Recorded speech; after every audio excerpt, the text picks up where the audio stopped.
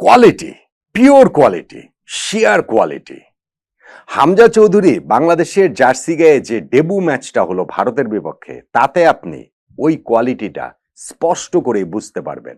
হামজার প্রতিটি টাচে, প্রতিটি পাসে, প্রতিটি ট্যাকেলে, প্রতিটি ইন্টারসেপশনে ওই কোয়ালিটিটা কিন্তু ফুটে উঠছে। মাঠের বাকি 21 জনের চেয়ে হামজা চৌধুরী যে আলাদা, অন্য একটা ধাপে রয়েছেন, অন্য একটা লেভেলে রয়েছেন, সেটা হামজা বুঝিয়ে দিয়েছেন। ম্যাচটা বাংলাদেশ জিততে পারেনি। আক্ষেপের জায়গা বলতে এইটুকুনি, হামজা চৌধুরী বাংলাদেশের জার্সি গায়ে ডেবু ম্যাচে যেমন আলো ছড়িয়েছেন, ঠিক তেমনিভাবে বাংলাদেশও এই ম্যাচটাতে দারুণ ফুটবল খেলেছে, যেইটা সাম্প্রতিক সময় আমরা বাংলাদেশের কাছ থেকে খুব একটা দেখতে পাইনি। ভারতকে বাংলাদেশ নাচিয়ে ছেড়েছে, কেবল কাদাতে বাকি রেখেছে, কেননা জয়টাই শুধুমাত্র বাংলাদেশ পায়নি।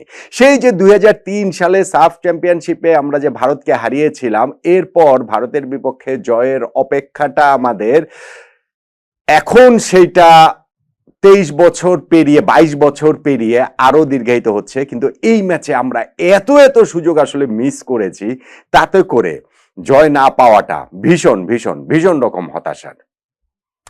দেখুন, হামজা চৌধুরীর দিকেই নজর ছিল, তার উপরেই আসলে তিনি কিরকম খেলেন, এই প্রথম ম্যাচটাতে কোন জায়গাটাতে খেলেন, তার পজিশনটা কি হবে, সেটা খুব ইন্টারেস্টিং ব্যাপার ছিল। এবং আমরা যখন দেখলাম যে এই ম্যাচে বাংলাদেশের একাদশ থেকে জামাল ভুঁইয়া, বাংলাদেশের রেগুলার ক্যাপ্টেন, তাকে একাদশে রাখা হলো না, এবং খেলা শুরু হওয়ার কিছুক্ষণের মধ্যে এটা ক্লিয়ার হয়ে গেল যে হামজা চৌধুরী ডিফেন্সিভ মিডফিল্ডারের রোলটা আসলে প্লে করবেন, এবং সেই রোল প্লে করার জায়গাটাতে তিনি ছিলেন একেবারেই স্পট অন। তিনি ওই জায়গাটাতে মানে আমাদের দুই সেন্টার ব্যাকের সামনে একেবারে নির্ভরতার প্রতীক হয়েছিলেন, স্পেশালি যখন আমাদের stand in captain Tapu Barman ইনজুরির কারণে মিনিট 20 মধ্যেই বেরিয়ে গিয়েছেন, তখন তো হামজার আরো অনেক বেশি দায়িত্বটা বেড়ে গিয়েছিল, এবং সেই দায়িত্বটা তিনি পালন করেছেন খুব ভালোভাবে। ফুটবল দর্শকরা হয়তো বা হামজার কাছ থেকে আরো বেশি কিছু চেয়েছিলেন, যে হামজা গোল দিবেন, হামজা গোলের সুযোগ তৈরি করবেন, কিন্তু যেই রোলটাতে আজকে তাকে বাংলাদেশের কোচ হাবিয়ার ক্যাবরেরা খেলিয়েছেন, তাতে করে ওই জিনিসটা হামজার কাছ থেকে চাওয়াটা বাড়াবাড়ি হয়ে যায়। তিনি তার রোলটা আজকে খুব খুব খুব ভালোভাবে প্লে করেছেন বলে আমার কাছে মনে হয়। কিন্তু আমি বললাম না, আফসোসটা আসলে যাবে না, আফসোসটা আসলে যাওয়ার নয়। প্রথম হবে বাংলাদেশের 4 গোলে এগিয়ে যাওয়া উচিত ছিল, প্রথম মিনিটেই বাংলাদেশের 1 গোলে এগিয়ে যাওয়া উচিত ছিল, এবং সেইটা ম্যাচের 31তম সেকেন্ডে, মিনিটে না রে ভাই, সেকেন্ডে, যেই জায়গাটাতে মুজিবুর রহমান জনি ভারতের গোলকিপারের ওই বিশাল ভুলে একটা সুযোগ পেয়ে গিয়েছিলেন, এবং তার সেই মিসপাসটা যখন ঠিক জনির পায়ে চলে আসে, যিনি হচ্ছে গিয়ে ওই রাইট প্রান্ত দিয়ে চলে গিয়েছিলেন, হ্যাঁ অ্যাঙ্গেলটা একটু টাইট ছিল, কিন্তু এই জায়গা থেকে ভাই গোল হয়, এই জায়গা থেকে গোল হওয়াটা খুবই মানে হতেই পারতো, এবং সেইটা যদি হতো বাংলাদেশ 31 সেকেন্ডে এগিয়ে যেতে পারতো, ম্যাচটা আসলে অন্যরকম হতে পারতো। আচ্ছা ঠিক আছে, আমরা শুরুর এই চান্স মনে হয় মিস করেছি।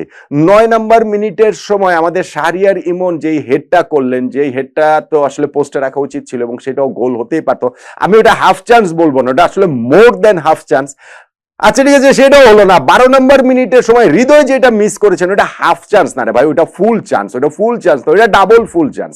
আবারও ভারতের সেই গোলকিপার বিশালের একটা ভুল, তিনি যেই কিকটা করেছিলেন সেইটা আমাদের ডিফেন্ডার তপুর গায়ে লেগে চলে আসলো, যখন এটা হৃদয়ের কাছে, তখন তার সামনে ফাঁকা পোস্ট, এবং সেই জায়গাটাতে ওই বার পোস্টে ক্যাটিনটাতে তিনি বলটাতে রাখলেন বটে, তবে ভারতের একজন এসে সেটা আসলে ক্লিয়ার করে দিলেন। সেই শটটাতে হৃদয়ের মোটেও জোর ছিল না। সো আপনি প্রথম 12 মিনিটের মধ্যে আপনি 3 গোলে এগিয়ে যেতে পারতেন, এবং 3টা এইরকম ক্লিয়ার কাট সুযোগ, সেই সুযোগগুলো যদি আমরা কাজে লাগাতে না পারি, তাহলে আসলে কিভাবে হবে? আবার ধরেন 20 মিনিট হওয়ার আগে আরো একটা ভীষণ রকম হচ্ছে গিয়ে ক্লিয়ার চান্স, যেইটাতে আমি বলবো পুরো ম্যাচে আমি একটা জায়গাতেই মোরসালিনকে ওইখানটাতে দেখেছি, ম্যাচের ওই যে ডান প্রান্তের ডিবক্সের ডান সাইডে তিনি বলটা